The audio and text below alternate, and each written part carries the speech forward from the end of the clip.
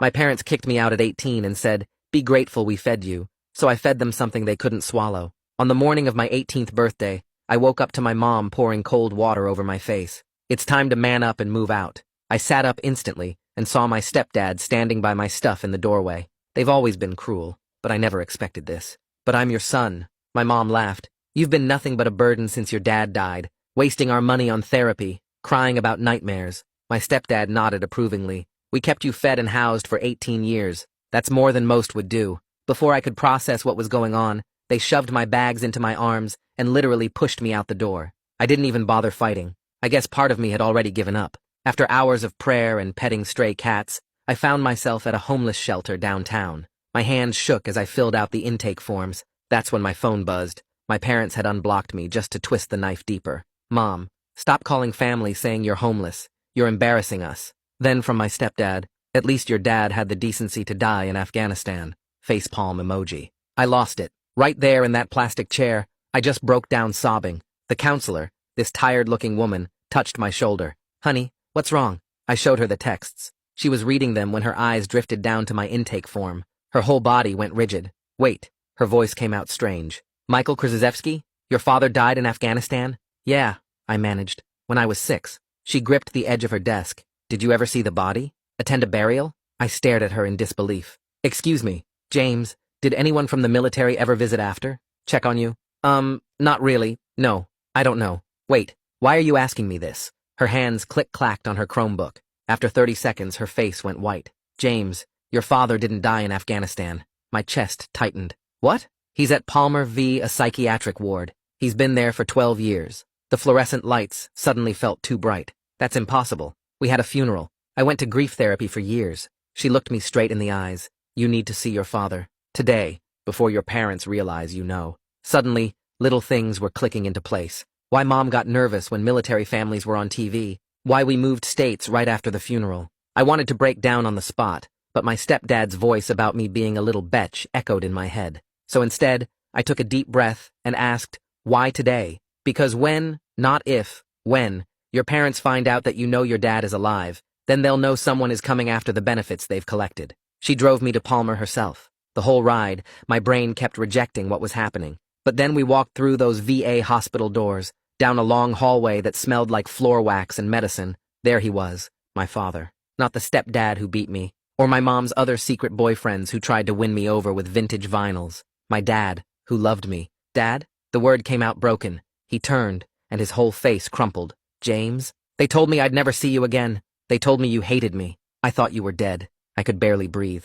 "I went to your funeral. Mom said you died a hero." His face twisted with so much pain. "They told me you knew the truth and chose them." My brain was in the middle of disassociating when my phone lit up with a notification. While I sat here learning my entire life was built on lies, my parents took the opportunity to drain my college savings, my birthday money, everything. Account closed. I dropped my phone on the floor and my dad picked it up and read the screen. "All my combat pay went to you," he said quietly. "Every month for 12 years. For your future." I never saw a penny. A doctor walked in. "Mr. Krzyzewski has been ready for discharge for years, but he's disabled from the war. He needs family to release him to. Someone who will take care of him." "I'll do it," I said immediately. "I'll take care of him." The next morning felt unreal. Dad walked out in civilian clothes, jeans, and a flannel that hung loose on him. As we got closer to my mom and stepdad's home, his breathing got shallow. 12 years, Dad whispered. 12 years they stole from us. We stood at the front door, the same door they'd pushed me out of yesterday.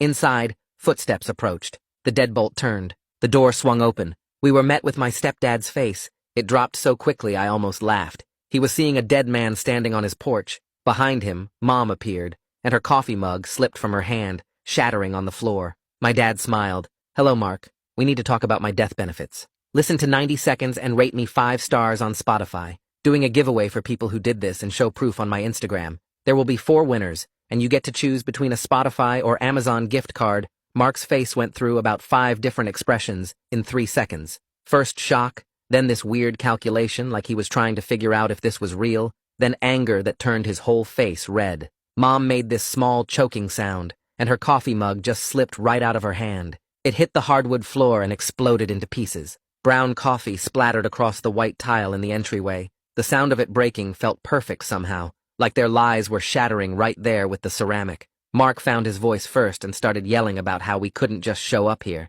He said we were trespassing and making crazy accusations. His voice got louder with each word. Mom switched tactics so fast it would have been impressive if it wasn't so sick. Her whole face went soft and concerned. She looked at Dad with these fake worried eyes and asked if he was taking his medications. She said maybe he was confused about what really happened. She used this gentle voice like she was talking to a confused child. I felt my hand moving to my pocket before I even decided to do it. I pulled out my phone and opened the camera app. I held it low by my side but angled up so the microphone would catch everything. I kept my face neutral and let them keep talking. Mark noticed after maybe 30 seconds. His eyes locked onto my phone and he lunged forward. His hand reached out to grab it. Dad stepped between us even though his hands were shaking, so bad I could see them trembling from where I stood. Mark stopped. He looked past Dad to the street where a neighbor was getting their mail. His face changed again, and he backed up a step. I kept recording. Mom tried a different approach and said we should all sit down and talk calmly inside. Dad's breathing changed. It got fast and shallow. I could see his chest moving too quick. His eyes had this unfocused look that I recognized from the hospital. He was starting to spiral. I made the choice right there. We came here to let them know we weren't going away. That message got delivered. I touched Dad's arm and said we were leaving. He nodded but didn't say anything. We turned and walked back to the car. I could feel Mom and Mark watching us from the doorway. I got Dad into the passenger seat, and he just stared down at his hands. They were still shaking.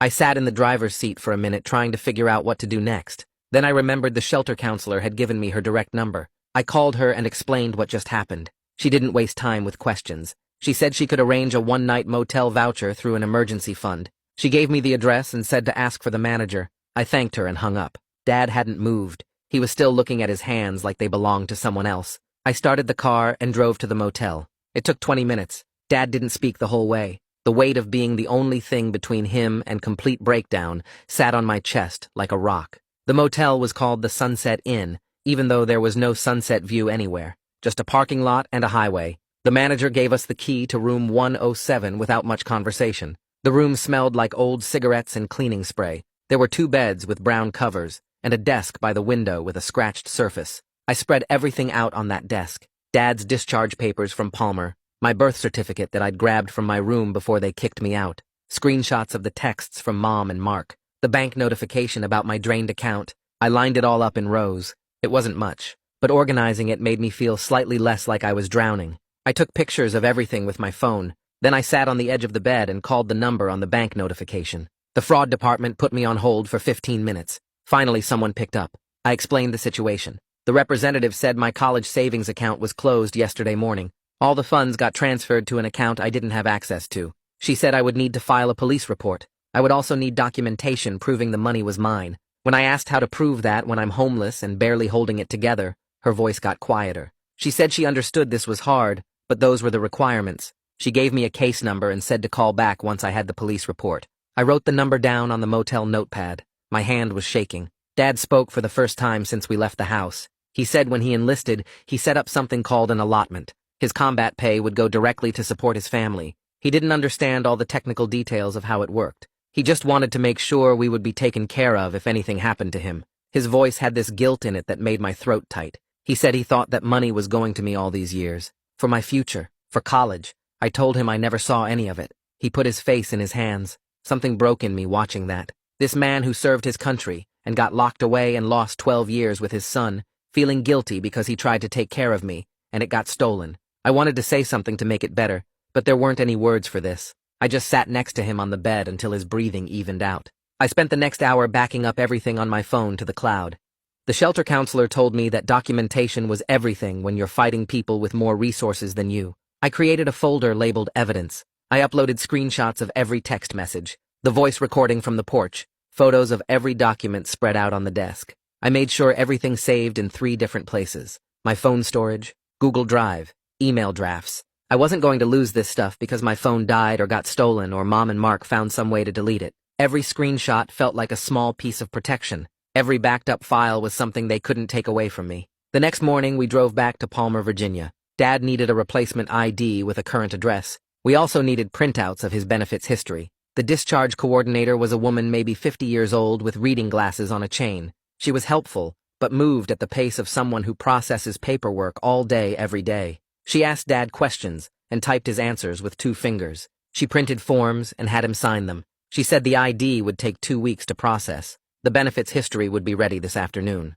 I sat in the plastic chair and practiced patience. My brain was screaming that we needed answers faster, that every day was another day Mom and Mark could be hiding money or destroying records, but I kept my mouth shut and waited. The coordinator finished the forms and gave us a number to call this afternoon for the printouts. We thanked her and left. In the car, Dad said he was tired. I drove us back to the motel. He laid down on one of the beds and fell asleep almost immediately. I sat at the desk and stared at the organized documents. We had taken the first steps. We had confronted them. We had started documenting everything. We had begun the process of getting Dad's identity back. It wasn't enough. It wasn't even close to enough. But it was something. And something was more than I had 2 days ago when I woke up to cold water on my face. The next morning, I dug through the papers until I found the VA benefits phone number and dialed it. The automated system made me press numbers for different departments, and I got transferred 3 times before landing in a queue with hold music that sounded like it was recorded in 1987. I put the phone on speaker and set it on the desk while I organized documents. 20 minutes passed, then 40. Dad woke up and shuffled to the bathroom, and I was still listening to the same 30-second loop of elevator music. Finally, a woman's voice came on and asked for Dad's social security number. I read it off the discharge papers. She asked what I needed help with, and I tried to explain about representative payees and power of attorney, but the words came out jumbled. She was patient, though, and started from the beginning. She explained that a representative payee is someone appointed to manage benefits for a person who can't manage them alone. That person has to apply and get approved by the VA. She said someone had been receiving Dad's benefits for years under that arrangement. I asked who, and she said she couldn't tell me that information over the phone without proper authorization. I felt stupid for not understanding all the acronyms she was using. POA and RPP and VARO and things I'd never heard of. I grabbed the motel notepad and started writing everything down, but my handwriting was messy because my hand was shaking. She explained the process for changing a representative payee and said I'd need to file specific forms and Dad would need to be evaluated. The whole conversation took an hour, and when I hung up, my brain felt full of information I barely understood. I called the shelter counselor and told her about the VA call. She said she wanted to connect me with Adult Protective Services because what my parents did might be financial exploitation of a disabled veteran. I hesitated. Mom had spent years teaching me that government agencies were traps that made things worse, and you couldn't trust them. The counselor must have heard something in my silence because she said sometimes the system is the only protection you have. I thought about that. About how the system had already helped me find Dad when I didn't even know to look. About how I couldn't fight Mom and Mark alone with no money and no home. I said okay, and she gave me a number to call and a name to ask for. Giovanni Mercier. She said he handled cases like this, and he was good at his job. I thanked her and wrote down the information. Before I made that call, I tried something else. I went through my phone contacts and found numbers for family members I barely remembered, aunts and uncles and cousins from before we moved states. Most of the numbers were disconnected.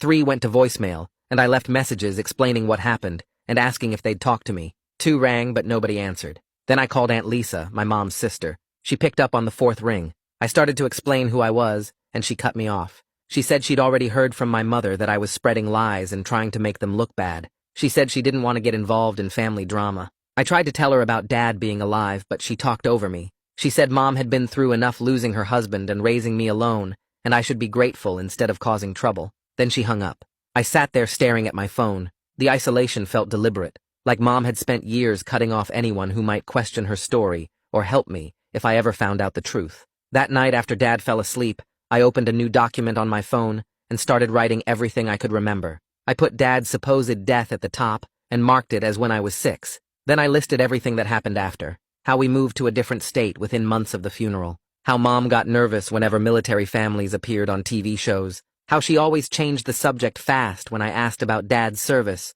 or wanted to look at photos of him. How she threw out most of his stuff during the move and said it was too painful to keep. How we never visited the grave she claimed he was buried in. I wrote down the therapy sessions where I cried about losing him. The nightmares I had for years. The way Mom used my grief to control me and make me feel guilty for being sad. Writing it all out made the patterns visible. It wasn't just one lie. It was a whole structure of lies built carefully over 12 years, each piece designed to keep me from asking the right questions. My phone lit up at midnight, a text from Mom. It said we could talk if I stopped spreading rumors and making her look bad to the neighbors. She said people were asking questions, and it was embarrassing her. She said I was being dramatic, and we could work this out if I just calmed down and came home. I read it 3 times. My thumb moved toward the reply button, and I caught myself. I stared at the message for 20 minutes. Part of me wanted to type back all the things I was feeling, but I knew that's what she wanted. She wanted me to engage so she could twist my words and make me feel crazy. Instead, I took a screenshot of the text. I opened my evidence folder and added it to the collection.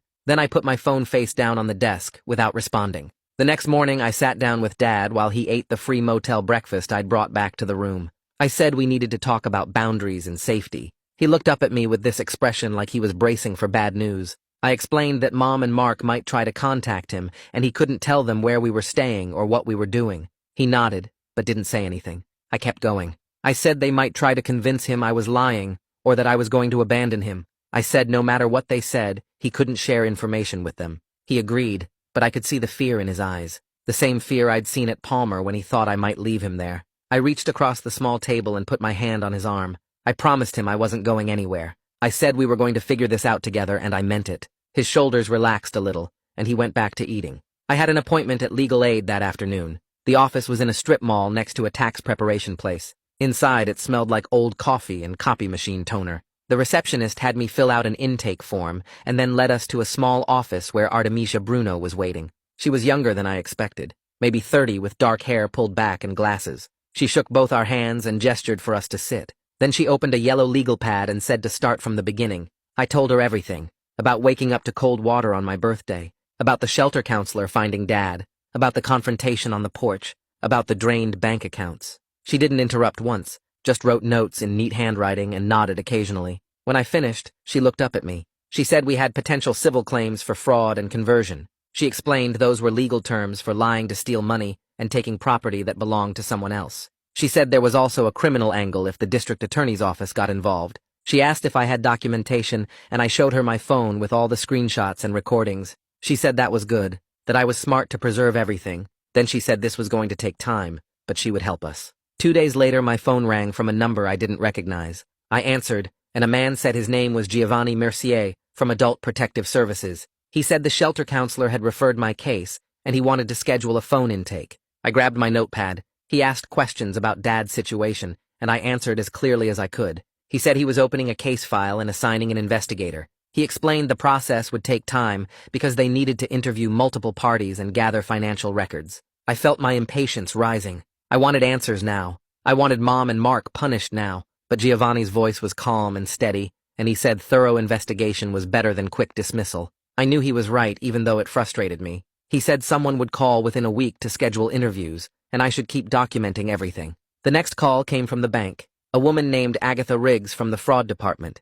She said she'd received my initial report and was creating a case file. Then she started listing documents they would need. A police report, proof of my identity, evidence the account was set up for my benefit, statements from anyone who could verify my parents' access wasn't authorized. I wrote everything down, but each requirement felt like another mountain to climb. I didn't have some of these things. I didn't know how to get others. Agatha must have sensed my stress because she said to take it one step at a time. She said to get what I could and call her back. She gave me her direct number and said she was assigned to my case specifically. That afternoon, Ricardo Bruno from the VA called. He said he was a social worker, and he wanted to schedule a consultation about housing assistance and caregiver programs. He also said we needed to talk about changing Dad's representative payee. He started naming programs and resources I'd never heard of. HUDVASH and caregiver stipends and something called aid and attendance. I grabbed my notepad again and wrote as fast as I could, but he was talking quickly, and I was missing things. He must have noticed because he slowed down and said he'd email me information about everything.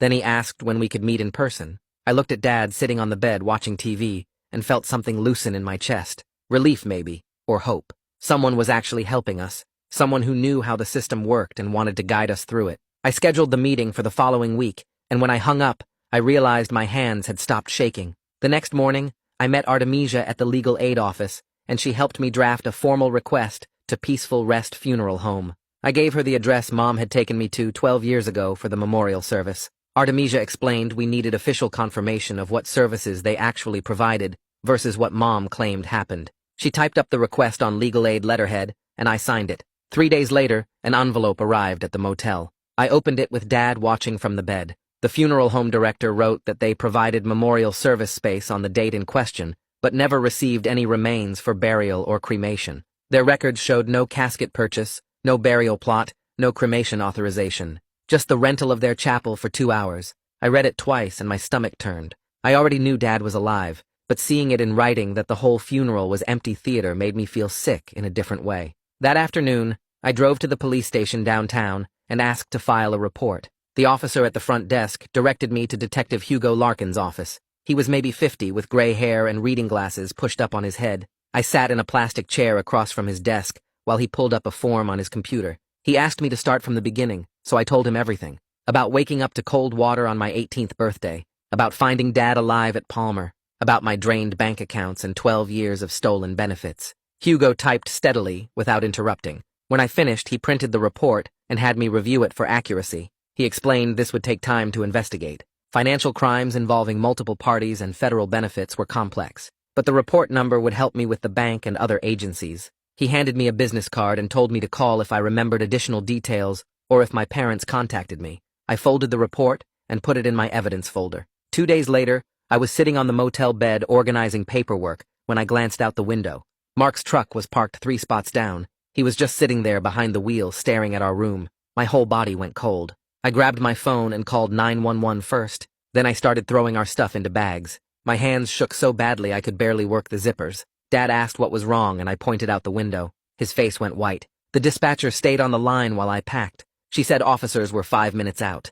I kept watching Mark through the curtain. He hadn't moved, just sitting there watching us. When the police arrived, Mark drove away slowly. The officers took a report and told me to document any future contact. After they left, I sat on the floor with my back against the bed. Dad put his hand on my shoulder. We decided to keep our bags packed from now on, just in case. The next day, Artemisia helped me request my school records from the district office. She explained we needed documentation showing the grief therapy Mom had me in for years. The records arrived a week later, and I spread them across the motel desk. Page after page of counseling session notes from ages 6 to 16. Every single one listed the diagnosis code for loss of parent. The therapist's notes documented my ongoing trauma over Dad's supposed death, how I cried about missing him, how I had nightmares about the funeral, how Mom told the therapist I needed help processing my father's combat death. Each session was billed to my parents' insurance with that same diagnosis code. Reading through years of my own grief written up in clinical language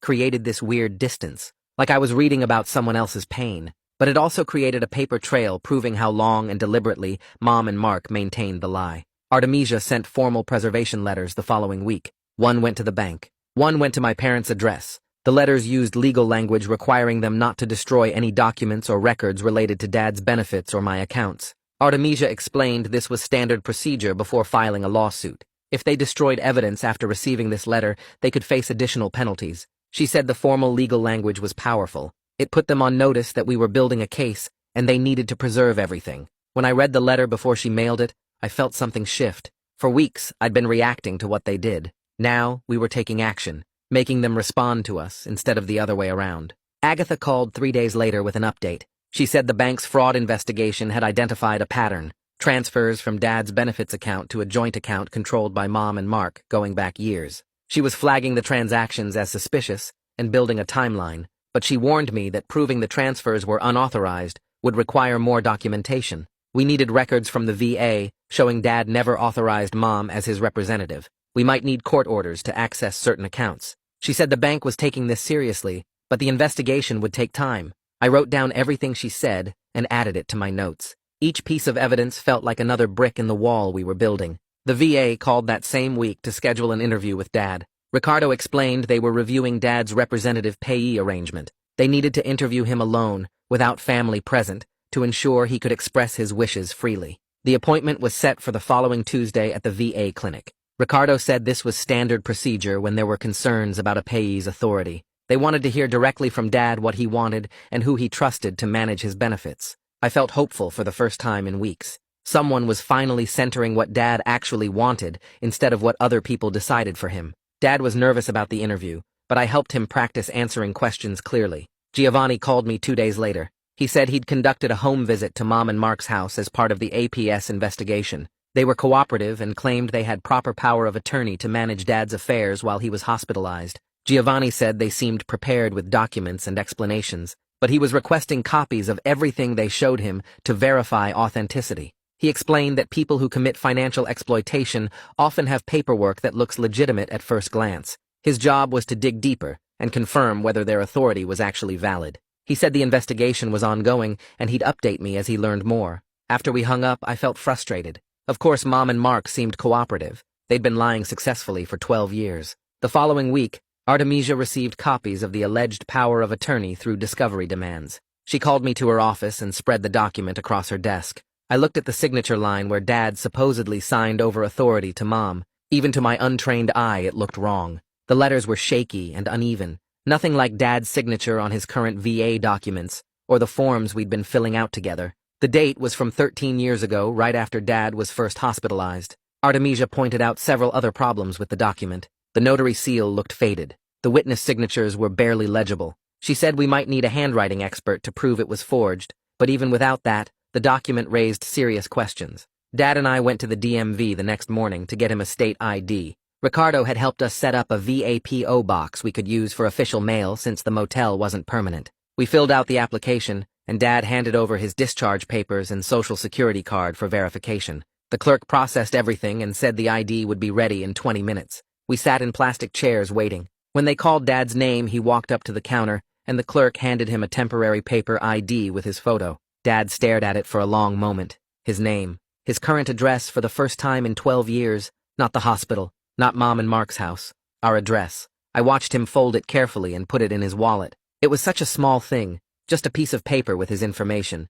but it felt like a tiny victory in a war we were still losing. Ricardo called that afternoon while we were back at the motel. He asked if I had time to go over the VA caregiver program application, and I said yes immediately. He walked me through each section on the phone, explaining what medical records I needed from Dad's Palmer file and which forms required a doctor's signature. The application asked for detailed information about Dad's daily care needs, his disabilities, his treatment plan. I filled in boxes about medication management, appointment attendance, meal preparation, emotional support. Every question made the weight of what I'd taken on feel more real. Ricardo sent me links to the required training modules, and I started the first one that evening, watching videos about veteran mental health and caregiver burnout. The training talked about setting boundaries and asking for help, which felt strange when I was 18 and had no idea what I was doing. I submitted the completed application through the VA portal, and Ricardo confirmed he received it, then explained the approval process could take several weeks, but he'd follow up to keep things moving.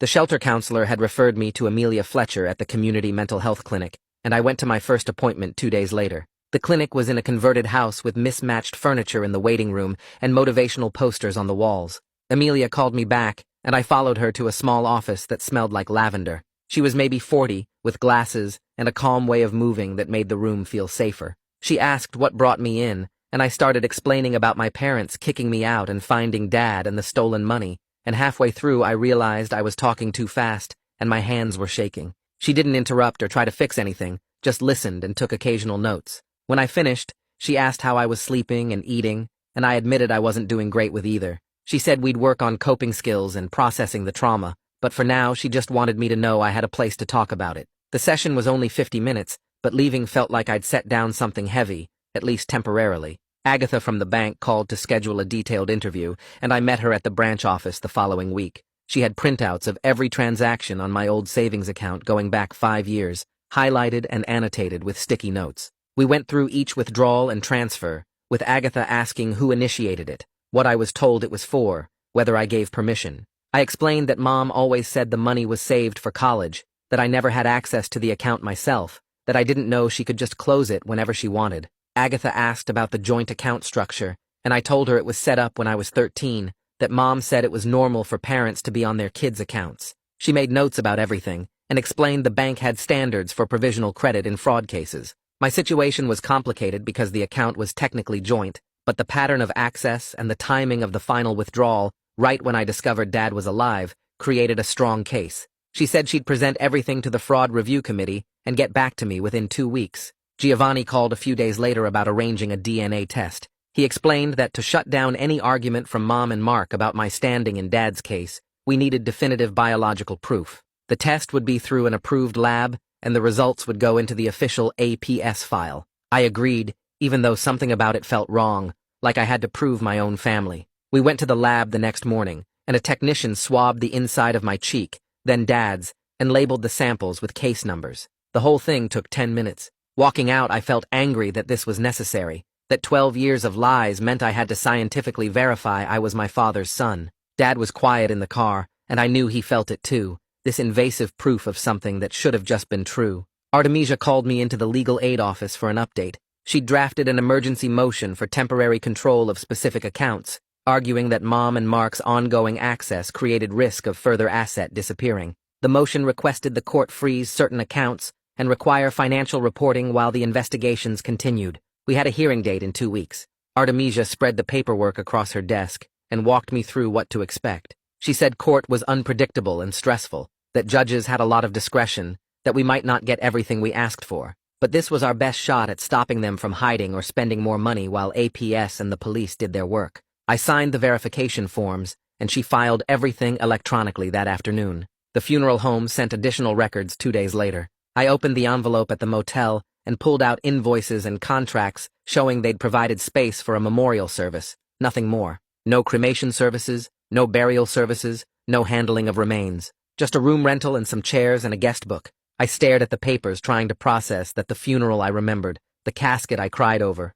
the entire ceremony was theater. Mom and Mark had staged a memorial service for a man who was alive 20 miles away in a VA hospital. I felt something crack open inside me, this cold rage that made my hands shake. I told Dad I needed to walk, and I left the motel, circling the parking lot and the nearby streets for over an hour until my legs hurt and the anger settled into something I could carry. Ricardo called about HUDVASH screening for Dad. The program provided housing vouchers and case management for homeless veterans, and Dad qualified based on his service and current situation. The screening interview was scheduled for the following Tuesday at the VA clinic. Dad got anxious as soon as Ricardo explained the process, worried they'd think he was too damaged or didn't deserve help. That evening I sat with him, and we practiced answering the questions Ricardo said they'd ask. I reminded him he'd served his country, that he'd earned this support, that being honest about his needs wasn't weakness. We went over it until he could talk about his mental health and housing situation without his voice shaking too much. An email arrived at the legal aid office from Mom's personal account. Artemisia forwarded it to me with a note to call her. I read the whole thing, this long, rambling message about grief and confusion, and how she'd always planned to tell me the truth when I was older. She blamed the trauma of thinking she might lose Dad, said she made bad decisions out of fear, claimed she never meant to hurt anyone. The email went on for pages, without ever actually admitting what she'd done or apologizing for specific actions. Artemisia called me that afternoon and said it was a classic non-apology, the kind that admits nothing concrete and keeps all the blame vague. She'd already responded officially, stating that all communication needed to go through attorneys from now on. I felt relieved that I didn't have to figure out how to respond myself, that someone was running interference, so Mom couldn't manipulate me directly. Artemisia brought up the possibility of hiring a handwriting expert to analyze the power of attorney signature. She explained that experts were expensive, usually several $1,000s, and we should wait to see if the bank's internal review flagged the document first. If the bank's analysts found problems with the signature, that would give us ammunition without the cost. I wanted answers immediately, but I was learning that legal strategy sometimes meant patience, waiting for the other side to make mistakes instead of forcing every issue. Artemisia said she'd keep pushing on multiple fronts, and we'd decide about the expert once we saw how the bank review went. Dad and I started building a daily routine to keep ourselves from spiraling. Every morning I set out his medications in a pill organizer, and we took them together with breakfast. Then we spent an hour on paperwork and phone calls, following up with agencies, organizing documents, checking email. After that, we took a short walk around the motel parking lot, just 10 or 15 minutes to get outside and move. The structure helped both of us feel less out of control. I noticed Dad's anxiety decreased when he knew what to expect each day, when there was a plan instead of just reacting to whatever crisis came next. Some days the routine felt boring, and I wanted to rush ahead to solutions, but I was learning that stability came from small, consistent things, not dramatic breakthroughs. Giovanni's call came on a Thursday morning while I was sorting Dad's medications into the weekly organizer. He said APS completed their preliminary review and substantiated concerns about financial exploitation, that the investigation would continue, but this initial finding validated everything we'd been saying. I asked what that meant for the criminal case, and he explained it wasn't a final determination, but it gave Detective Hugo solid ground to work from, that official documentation of abuse would strengthen both the criminal investigation and our civil suits. I thanked him and hung up, then sat there staring at the pill organizer, because after weeks of feeling like maybe I was making too big a deal out of this, Someone official was saying it actually happened, that what Mom and Mark did was real abuse with a paper trail to prove it. The bank called 2 hours later, and Agatha walked me through their internal review findings, how their analysts flagged the power of attorney's signature as potentially forged based on comparison with Dad's other documents on file. She said they were placing holds on any further withdrawals from Dad's benefits account while they completed their investigation, that this didn't get our money back yet, but it stopped Mom and Mark from draining more while we built the case. I asked how long the review would take, and she said probably another few weeks, that these things moved slowly, but the holds were immediate and enforceable. Dad asked what was happening, and I explained both calls, watching his face shift from confusion to something like hope, like maybe the system actually worked sometimes, instead of just crushing people who couldn't fight back. The restraining order hearing was scheduled for Monday at the county courthouse, and Artemisia met us in the lobby 30 minutes early to go over what would happen. She said the judge would hear from both sides, review the police report about Mark showing up in our parking lot, and decide whether to grant the order or dismiss it. We walked through security and sat on a bench outside the courtroom, Dad's leg bouncing the whole time, and then Mark actually showed up with some lawyer in a cheap suit. My stomach dropped because I'd half convinced myself he wouldn't bother, that he'd just let the order go through, but there he was, looking self-righteous and angry. The bailiff called our case, and we filed into the courtroom, Mark and his lawyer on one side, and us with Artemisia on the other. The judge asked Mark's lawyer to present first, and the guy claimed Mark never threatened us, that he was just checking on family after a difficult situation, and we were overreacting. Artemisia stood up and walked the judge through the police report, the documented pattern of harassment, the timing of Mark's appearance right after we started legal proceedings. The judge read through the report for what felt like forever, then looked at Mark and asked if he had any legitimate reason to be in our parking lot at night. Mark started talking about family obligations, and the judge cut him off, said the evidence showed a pattern of intimidation, and granted a limited order requiring Mark to stay 500 feet away from us for 6 months. We walked out, and I felt this weird mix of relief and disappointment, because 6 months felt both like protection and like not enough, but Artemisia said it was a solid win, and any violations would mean jail time. The VA scheduled Dad's representative payee interview for Wednesday, and we drove over to Palmer for the appointment. A social worker I hadn't met before brought Dad into an office alone, and I sat in the waiting room for 40 minutes checking my phone every 2 minutes. When Dad came out, he looked tired, but okay, said they asked who he wanted managing his benefits, and he told them me without hesitating. The social worker called me in after and explained there was a process, that I'd need to complete training modules and submit paperwork, but Dad's clear statement of preference carried significant weight in their decision. She handed me a folder with training information and said they'd be in touch about next steps,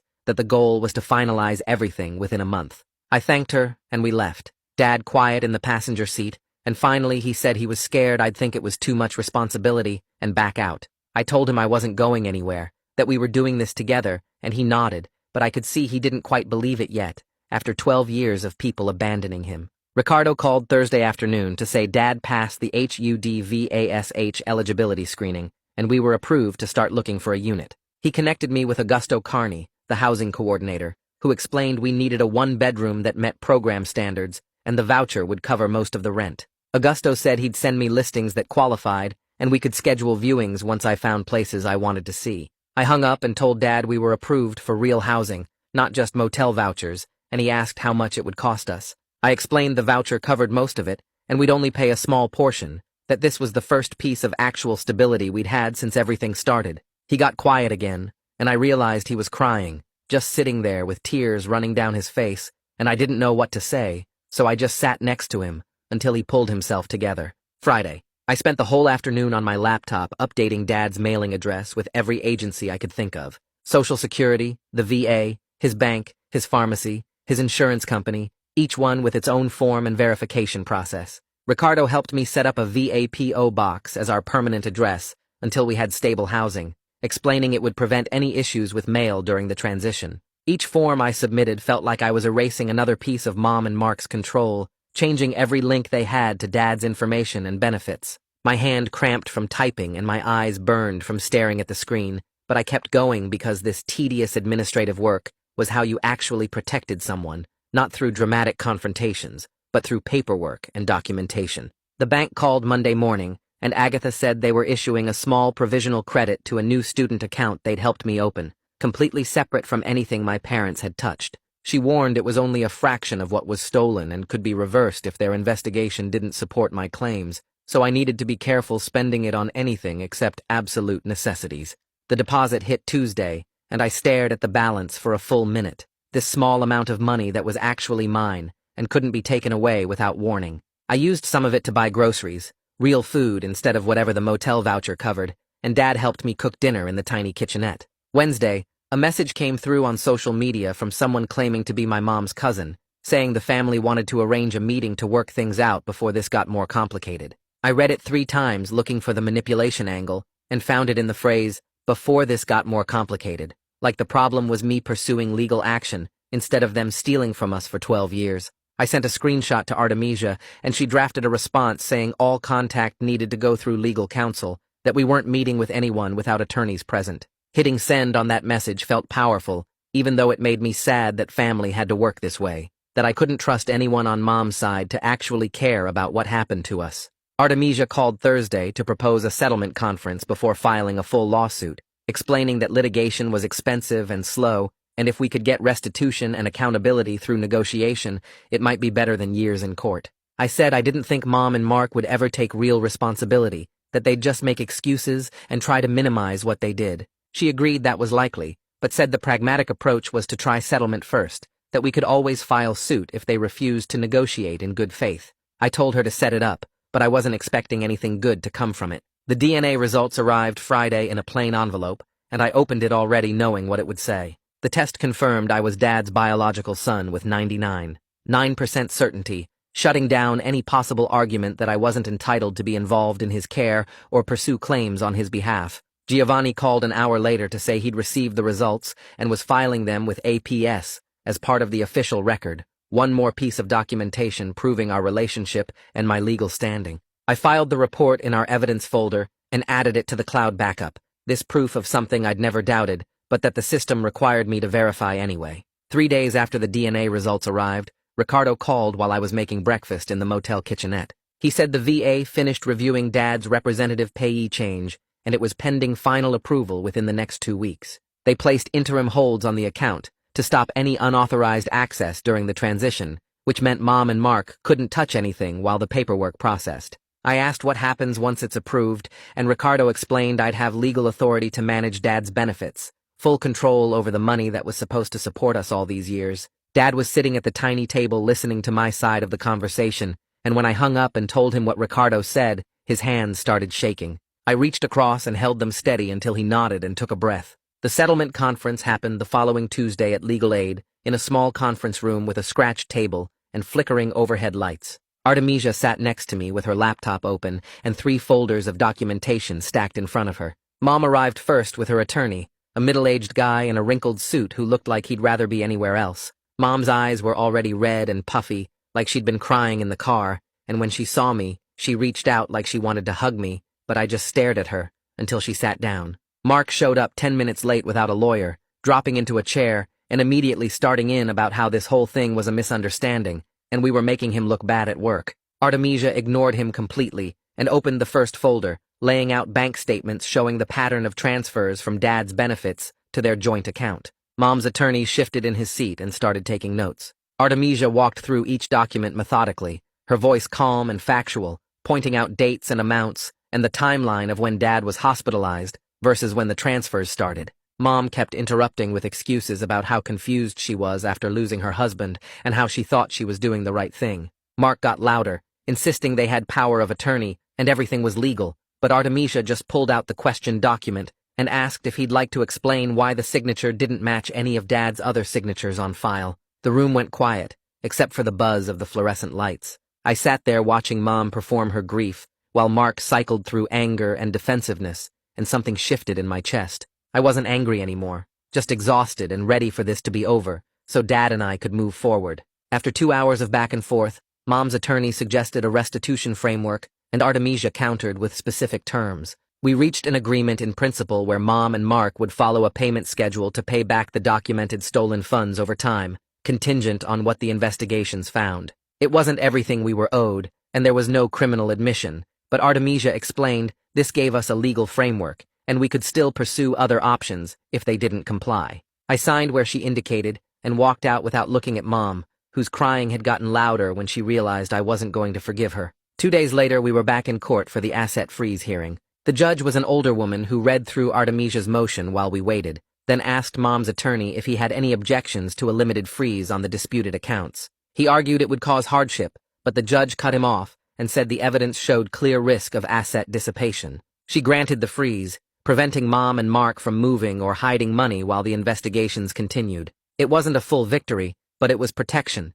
and I was learning that legal progress happened in small procedural steps, not the dramatic courtroom moments I'd seen on TV. Walking out of the courthouse, Dad asked if we won, and I told him we got what we needed for now. That afternoon, Augusto called saying he found a HUD-VASH unit, a one-bedroom apartment in a neighborhood near bus lines and the VA clinic. We scheduled a viewing for the next morning, and I barely slept that night, too nervous that something would fall through. The apartment was on the second floor of a plain brick building with a small parking lot.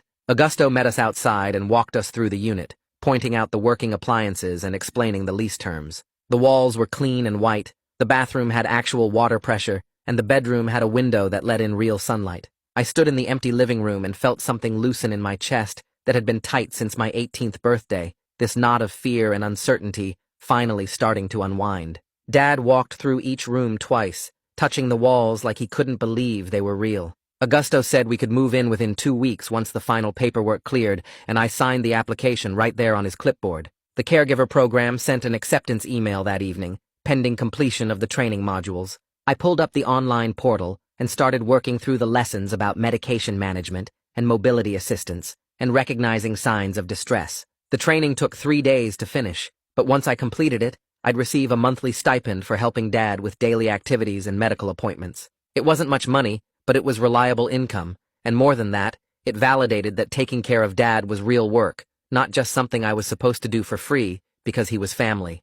Giovanni called the following week to say APS issued a preliminary letter of concern to Mom and Mark. The letter formally notified them that the investigation found substantiated evidence of financial exploitation of a disabled veteran. He was careful to explain this wasn't a final determination, but it was a significant finding that would support the criminal case and civil recovery efforts. I asked what happens next, and Giovanni said the full report would go to the DA's office for review, and they'd decide whether to file charges based on the evidence. Move-in day arrived on a Saturday morning. Dad and I packed our few belongings from the motel into trash bags and took the bus to the new apartment. Augusto met us there with the keys and helped carry stuff upstairs.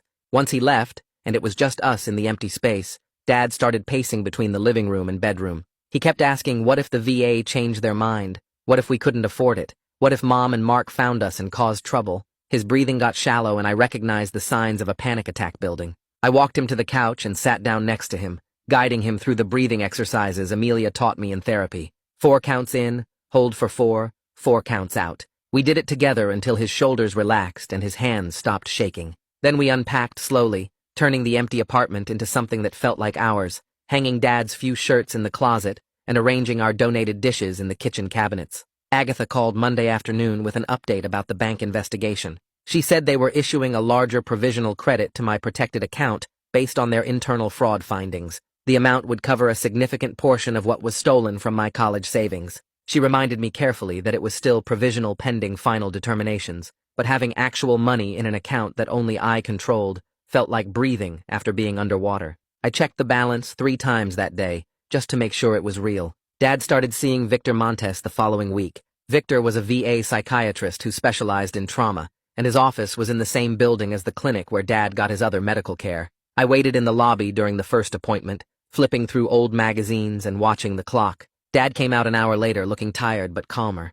In the car, he told me Victor was straightforward about the work ahead, acknowledging both the combat trauma and the psychological damage from 12 years of wrongful hospitalization. Victor was optimistic about Dad's capacity for healing, which gave us both something we hadn't had in a long time: hope. The following week, I took the bus to the community college and found Cassie Vickers' office on the 2nd floor of the Student Services building. She was younger than I expected, maybe late 20s, with a desk covered in forms and a coffee mug that said, "Deadline Survivor." I explained my situation without going into all the details, just that I was 18, responsible for my disabled veteran father, and needed to figure out college while managing his care. Cassie pulled up the fee waiver program on her computer and started clicking through requirements. She asked about my high school transcripts, and I told her they were still at my old address, but I could request copies. She made a note, and then opened a course catalog, walking me through what a realistic first semester looked like for someone working part-time and caregiving. She suggested 2 classes to start, both online with flexible deadlines, and explained how the Disability Services Office could help if Dad had a crisis and I needed extensions. I felt my shoulders relax, because she wasn't judging that I was starting late or that I couldn't handle a full load. She was just helping me build something that worked. We filled out the enrollment forms together, and she submitted my fee waiver application right there, saying it usually took 2 weeks to process. When I left her office, I had a printed course schedule for spring semester and a campus map with the financial aid office circled in red pen. Artemisia called 3 days later while I was helping Dad sort his medications into the weekly pill organizer. She said Mom's attorney reached out proposing that Mom and Mark would sell one of their cars to fund an initial restitution payment. The amount would be around $8,000, showing good faith compliance with the settlement agreement. I felt my jaw tighten, because any gesture from them felt like manipulation, but Artemisia was already talking through the terms. She said she'd negotiated that the payment had to go directly into the restitution escrow account, not to us, and they needed to provide the bill of sale and deposit confirmation within 30 days. I asked if this meant they were actually taking responsibility, and Artemisia's voice got careful. She said it meant they were following the agreement to avoid further legal action, which wasn't the same as remorse, but it was compliance. I told her I'd accept the payment once it was verified in writing, and she said she'd send me copies of everything. After we hung up, I explained it to Dad, and he just nodded slowly, his hands still on the pill bottles. He said he didn't care about their reasons as long as the money came back. 2 weeks later, I was carrying groceries up to the apartment when I saw Mark's truck in the parking lot. My stomach dropped and I stopped walking, bags still in my hands. He was sitting in the driver's seat about 50 feet from our building, engine off, just staring at the windows. I turned around immediately and walked back toward the street, pulling out my phone. I called 911 and told the dispatcher there was a restraining order violation in progress, gave them the address and Mark's license plate number. The dispatcher told me to stay on the line and move to a safe location. I went around the corner to the bus stop and waited, watching the parking lot entrance. A police car arrived within 10 minutes, and I saw the officer approach Mark's truck. Mark started gesturing and pointing, but the officer wasn't having it. They talked for a few minutes, and then the officer walked Mark to the patrol car. I gave my statement to a second officer who arrived, showed him the restraining order paperwork on my phone, and confirmed Mark had no legitimate reason to be at our address. The officer said they were arresting Mark for violation, and I'd receive a court date notification for the hearing. The hearing happened the following week, and I sat in the courtroom watching Mark try to explain to the judge that he was just driving through the neighborhood. The prosecutor presented the police report, the GPS data from the 911 call showing I was at the apartment complex when I called, and photos the officer took off Mark's truck parked in our lot. The judge looked at Mark and said this was a clear violation of a protective order and asked if he understood that the order existed specifically to prevent this kind of contact. Mark started to argue, but his attorney put a hand on his arm. The judge extended the restraining order to a full year and added a warning that any further violations would result not just in arrest, but in jail time pending trial. For the first time since this started, I felt like the legal system was actually taking our safety seriously, not just processing paperwork. I left the courthouse and texted Artemisia the outcome, and she responded with a thumbs-up emoji and, good. The VA letter arrived on a Thursday afternoon in a thick envelope with official seals. I opened it at the kitchen table and read the first paragraph 3 times before the words actually registered. The representative payee change was finalized, and I now had legal authority to manage Dad's benefits. The letter included instructions for the transition, contact information for the benefits coordinator, and a checklist of responsibilities. I sat there holding the pages and feeling the weight of what this meant. Dad's financial security was in my hands now, not Mom's, not Mark's, not some stranger at the VA who never checked if he was okay. I was responsible for making sure his bills got paid, his medications were covered, his basic needs were met. It was overwhelming, but it was also right, and I felt grateful that after 12 years of exploitation, someone finally trusted me to do what should have been done all along. I walked into the living room where Dad was watching the news and showed him the letter. He read it slowly, and then looked up at me with wet eyes and said, "Thank you." The first caregiver stipend payment hit my account on the 15th of the month. I was checking my phone during Dad's doctor appointment when the deposit notification popped up. I stared at the screen for a full minute, reading the amount and the description line that said, VA Caregiver Support Program. It was small, only a few $100s, but it was reliable income that would come every month. Combined with Dad's benefits that I now controlled properly, we could actually budget for rent and food and basic stability without constant crisis. I showed Dad the notification when we got back to the car, and he squeezed my shoulder. On the way home, we stopped at the grocery store, and I bought actual fresh vegetables instead of just ramen and canned soup, and it felt like a luxury, even though it was just normal food that normal people bought.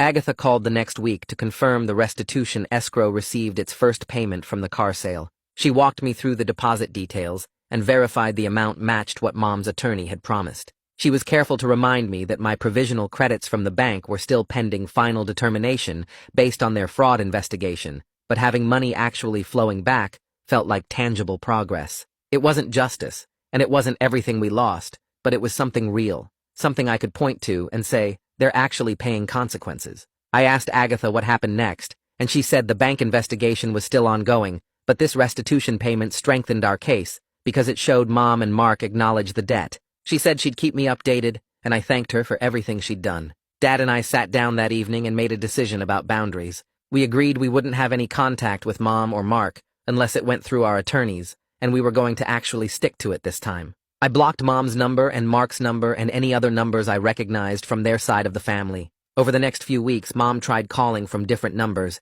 and I didn't answer. Mark's sister reached out on social media asking if we could talk, and I blocked her. Mark's brother sent a message saying I was tearing the family apart, and I deleted it without responding. Every time I held that boundary, instead of caving to guilt or curiosity, I felt a little bit stronger. The consistency of not engaging created a calm I didn't know was possible, like I could finally breathe without waiting for the next manipulation or crisis. 3 months after I woke up to cold water on my face, I was sitting at our kitchen table with Dad's evening medications laid out in front of me. The apartment smelled like the cheap chicken and rice I had in the oven, and my laptop was open to my community college syllabus for the online writing class I'd started the week before. Dad was in the living room watching some cooking show, and I heard him laugh at something the host said. I looked around at the small space we'd made ours, the thrift store couch, the donated dishes in the cabinet, the VA appointment reminder stuck to the fridge with a magnet. This quiet domestic moment, this ordinary Thursday evening with medications and dinner and homework, this was what stability actually looked like. Not dramatic or exciting, just solid and predictable and safe. I'm not going to lie and say everything is perfect now, because it's not. We're still in therapy, still dealing with legal proceedings, still learning how to be father and son after 12 years apart. Dad still has nightmares and panic attacks, and I still get angry about the childhood they stole from us. But we have a home with our names on the lease. We have food in the fridge that we bought with money no one can steal, and we have a plan for what comes next that we built ourselves. That's not a happy ending where everything wraps up neat and everyone lives happily ever after. It's something better. It's a solid beginning. Well, that was a journey through the worst parenting decisions ever made. If you're sitting there thinking your family's complicated, at least they probably didn't fake anyone's death.